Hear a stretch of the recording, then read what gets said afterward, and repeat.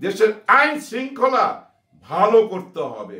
আর আইন শৃঙ্খলা ভালো করার জন্য বিএনপিকে সবচেয়ে আগায় আসতে হবে। কেন এই কথাটা বললাম? বিএনপি অনেকে মাইন্ড করবে, মাইন্ড করার কিছু নাই। কথাটা আমার না ভাই, কথাটা স্বরাষ্ট্র উপদেষ্টা উনি নিজে বলছেন। এটা আমি তাকে শোনেন, এই ক্ষেত্রে আমি তাকে শোনেন, আমি এই ক্ষেত্রে বলছি যে দলীয় বিবেচনায় যদি তারা এখানে, আমার কথা শেষ করতে দেন, দলীয় বিবেচনায় যেন তারা কাজ না করে এই জন্য অলরেডি আমি তাদের ইনস্ট্রাকশন দিচ্ছি।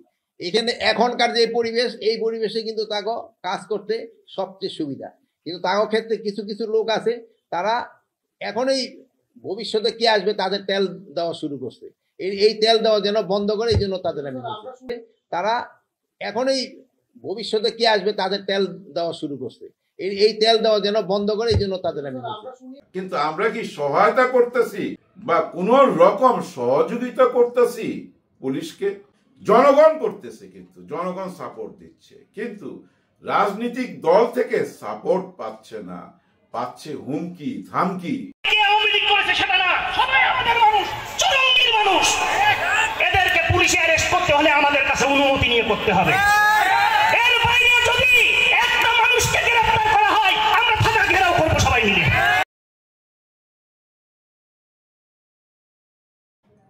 আসসালামু আলাইকুম। পুলিশের মনোবল, হ্যাঁ, পুলিশের মনোবল নিয়ে একটু কথা বলবো আজকে। এখানে একটা পার্ক আছে, গুলশান লেক পার্ক, এর পাশে আছে গুলশান লেক মসজিদ, 12 তলা, খুব সুন্দর একটা মসজিদ। এর ঠিক কোনাতেই একটা চেক পোস্ট আছে। ওই চেক পোস্টে একটা চেক বক্সও আছে, মানে পুলিশ বক্স। ওইখানে পুলিশ থাকে, অলওয়েজ 6-7 জন 8 জন পুলিশ থাকে, কিন্তু গত 7 মাস যাবত নাই। ওই যে 5ই আগস্টে ওনারা গেছেন আর ফিরে আসেন নাই। ওই পুলিশ বক্সটা আশেপাশের যে কাচের জানলা টানলা ছিল এগুলো ভেঙে টেঙে নিয়ে গেছে, মানে পরিত্যক্ত জায়গা। এখন 7 মাস যাবৎ পুলিশ নাই।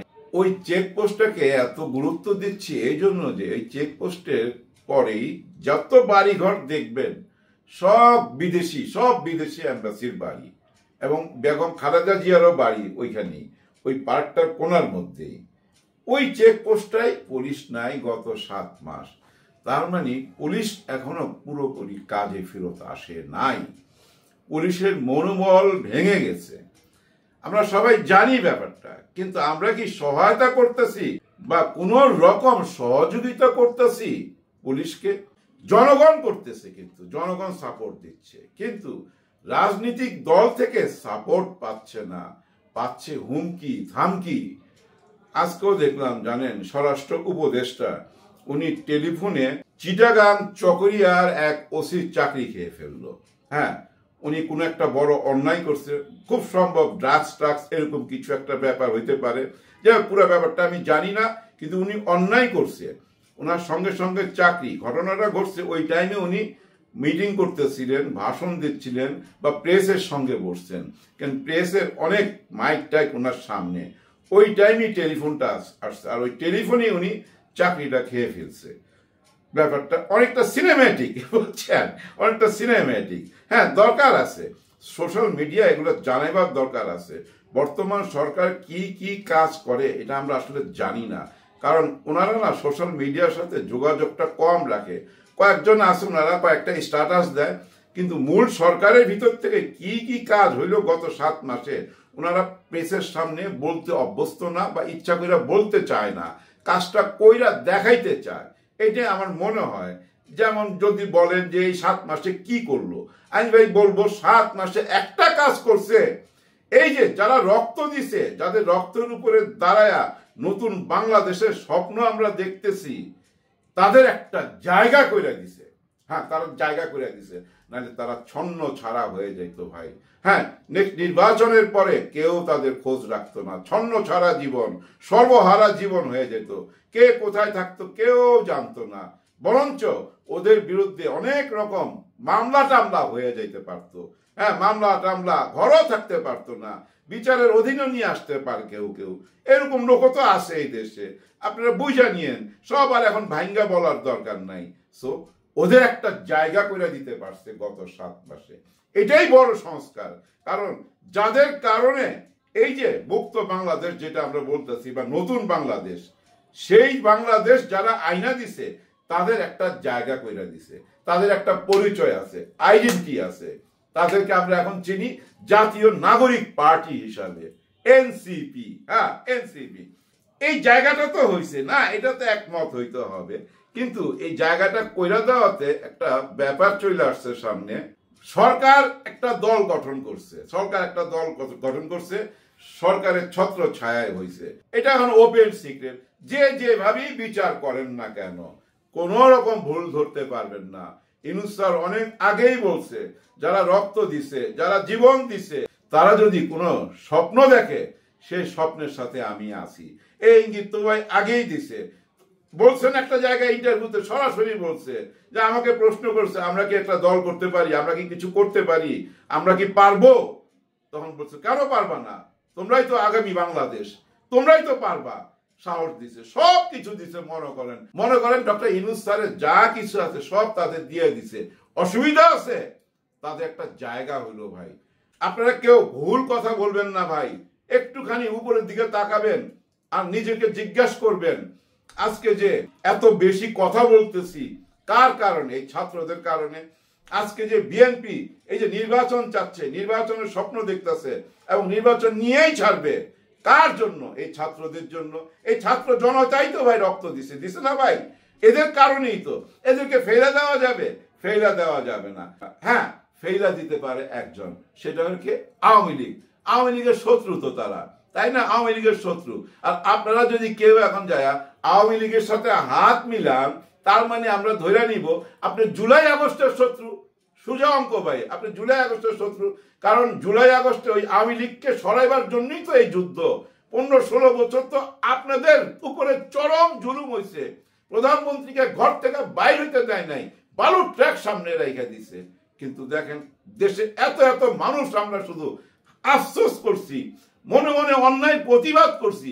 একটা স্ট্যাটাস দেওয়ার সাহস ছিল না কারো। আর ওইখানে তো যাওয়া দূরের কথা, আমরা কিন্তু পারি নাই। উনি অসুস্থ ছিলেন, অসুস্থ, ওনার চিকিৎসার দরকার। ওনার চিকিৎসার জন্য ওনাকে কি জেল থেকে বাইর করতে পারছে বিএনপি? বাইর করতে পারছেন ভাই? আপনারা বাইর করতে পারেন নাই। মানবিক দিক থেকেও পারেন নাই, আইনের দিক থেকেও পারেন নাই, কোনো অ্যাঙ্গেলই পারেন নাই। বরঞ্চ আপনাদেরকে নিয়ে টিটকারি মারতো শেখ হাসিনা। বিভিন্ন মিটিং এ বসা টিটকারি মারতো, কিসের অসুখ, ওই যে লিভার পচে কেন, কি খাইলে লিভার পচে, কার কোলে বসে ছিল 71-এ, এসব বাজে ইঙ্গিত করতো তো ভাই, বাজে ইঙ্গিত করতো। ওদের নেতারা, বড় বড় নেতারা, আপনাদের নেতাদের মা বোন নিয়ে বাজে বাজে কথা বলতো ওপেনলি। উপরওয়ালা সেটার বিচারও দেখাইছে আমাদেরকে, সব বিচার দেখাইছে। কিন্তু এখন একটু সবুর ধরতে হবে। হ্যাঁ, একটু সবুর ধরতে হবে। দেশের আইন শৃঙ্খলা ভালো করতে হবে। আর আইন শৃঙ্খলা ভালো করার জন্য বিএনপিকে সবচেয়ে আগায় আসতে হবে। কেন এই কথাটা বললাম? বিএনপি অনেকে মাইন্ড করবে, মাইন্ড করার কিছু নাই। কথাটা আমার না ভাই, কথাটা স্বরাষ্ট্র উপদেষ্টা উনি নিজে বলছেন, নিজের মুখে বলছেন। আমি শুনাই দেবো উনি আপনাদেরকে। হ্যাঁ, যে আইন শৃঙ্খলা অবনতি করতেছে তারাই, যারা ভবিষ্যতে স্বপ্ন দেখতেছে ক্ষমতায় যাওয়ার। তারা কারো কোনো কথা শুনতেছে না, তারা পুলিশের উপরে প্রভাব বিস্তার করতেছে। আর পুলিশও দেখতেছে আর এরাই তো আছে 6-7 মাস খামাকে এদের সাপোর্ট নিয়ে এদের শত্রু হবো নাকি, এরা তো ভাই ক্ষমতায় আইসা ওই আগের মতোই চালাবে। আপনি জানেন কুষ্টিয়ায় একটা নেতাও না ভাই, নেতার ভাই হুমকি দিয়া বলতেছে আমার হুকুম ছাড়া কোন আওয়ামী লীগের এবং বিএনপির কোন নেতাকে যদি গ্রেফতার করা হয় থানা ঘেরাও করব, থানা ঘেরাও করব। চিন্তা করতে পারেন কত বড় কথা, কত বড় কথা কইছে। আমি স্বরাষ্ট্র উপদেষ্টার দৃষ্টি আকর্ষণ করতেছি, জনাব উনাকে গ্রেফতার করেন। উনি অনেক বড় হুমকি দিছে, অনেক বড় হুমকি দিছে। উনার হুকুম ছাড়া কাউকে গ্রেফতার করা যাবে না। বাপ রে বাপ, কত বড় নেতা, নেতার ভাই যদি এই অবস্থা হয়, মূল নেতা কি কথা বলতে পারে? এদেরকে শুধু বহিষ্কার করলেই হবে? বহিষ্কার করতে করতে এমন একটা দল হয়ে গেছে, ওরা নিজের একটা দল বাইর করতে পারবে তো। হ্যাঁ, বিরাট দল হয়ে গেছে তো, বহু বহিষ্কার হয়েছে, 200-300 বহিষ্কার হয়েছে। লাভটা কি? কোনো তো লাভ নাই। তাকে আইনের আওতায় আনতে হবে। না হলে কি হবে জানেন, এরকম হুমকি সবাই দিবে, আর এরকম হুমকি দিতে দিতে পুলিশের ইমেজ এমনি তো ভাই খারাপ, আরো খারাপ হয়ে যাবে। আর এইভাবে যদি সবাই বলতে থাকে ভাই, পুলিশের ইমেজটা কি দাঁড়ায়? আপনি চিন্তা করছেন পুলিশ ছাড়া একটা দেশ চলতে পারে ভাই?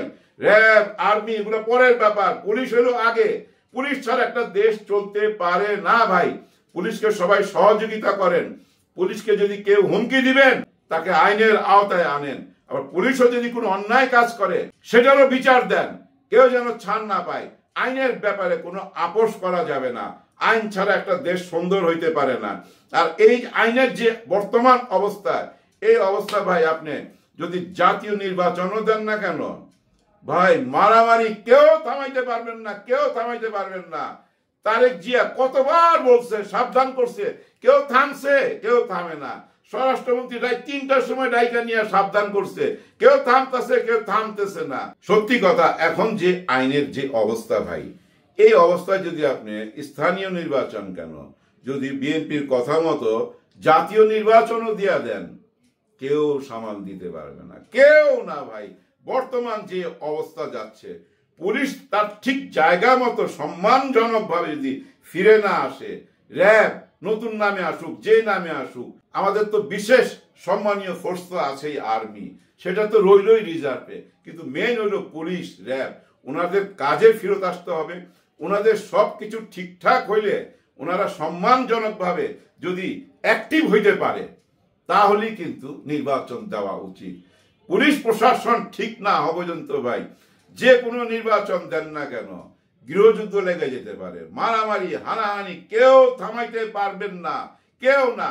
কারণ বড় বড় নেতাদের কথা আঞ্চলিক নেতারা কেউ শুনে না ভাই। সবাই নেতা ভাই, সবাই নেতা এখন, কেউ কারোর চেয়ে কম না। আর সবচেয়ে বড় প্রবলেম হয়ে গেছে কি জানেন, সবাই এখন ওই যে ভার্চুয়াল যুগে দেশ চালাইতে চাইতেছে। হ্যাঁ, অন স্ক্রিনে এসে দেশ চালাইতে চাইতেছে। আওয়ামী লীগ দেখেন, শেখ হাসিনা ওই যে দিল্লিতে বৈশাখ দেশ চালাইতে চাইতেছে, এদিক থেকে লন্ডন থেকে দেশ চালাইতে চাইতেছে। কেন লন্ডন থেকে ফেরত আসতেছেন আমি বুঝি না। 2টা মামলা আছে, আমি মনে করি না এই মামলা ওনাকে জেলে নিতে পারবে। আর যদি জেলও নিয়ে যায়, আইনের মাধ্যমে বেরিয়ে যাবে তো ভাই, বেরিয়ে যাবে, না হলে 1 মাস 2 মাস জেল হবে। কি হবে? আমার বাংলাদেশের মাহমুদ সাহেব আইসা জেলে ঢুকলো না, উনি তো জানতো উনি জেল খাটবে, জেলে নিয়ে যাবে, তারপরে তো উনি আসছে, জেলে গেছে, আইনের মাধ্যমে বাইরে আসছে। আইনের মাধ্যমে বাইরে আসতে হবে, হাল ধরতে হবে। দেশের অবস্থা ভালো না, এই অস্থির অবস্থায় নির্বাচন দেওয়া যাবে না, না স্থানীয় নির্বাচন, না জাতীয় নির্বাচন, কোনো নির্বাচন না। শুধু একটা কাজ করতে পারেন বাংলাদেশ সরকার, এখন একটা কাজ করতে পারে, এই যে চেয়ারম্যান, মেম্বার যে যেখানে থাকার কথা ছিল, এই আসনগুলো তো শূন্য, এখানে সব প্রশাসনের লোক বসায় দেন, একদম প্রশাসনের লোক বসায় দেন, তারা দেশ চালাক এবং নির্বাচনের দিকে আগান। তার আগে পুলিশকে অ্যাক্টিভ হইতে হবে, পুলিশকে তার সম্মানের জায়গায় নিয়ে আসতে হবে।